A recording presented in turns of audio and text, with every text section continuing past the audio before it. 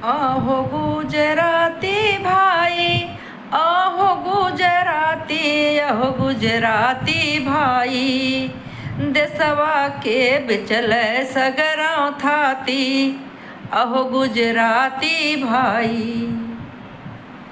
पहिले तो वादा कैल देव हम नौकरिया हो, लड़का मेहनतिया कैके कैला पढ़ाइया हो।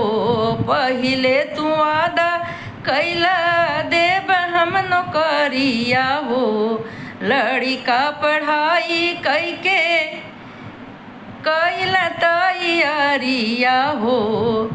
पेपर लीक कैके तोड़ी दिहल सपनवा, अहो गुजराती भाई, अहो गुजराती, अहो गुजराती भाई, देशवा के बेचल सगरों थाती, अहो गुजराती भाई। अपना त पढ़ल नाही का जनबा पढ़ाइया हो, कवने कसूर यस भैल निर्दयिया हो। अपना त पढ़ल नाही का जनबा पढ़ाइया हो, कवने कसूर यस भैल निर्दयिया हो।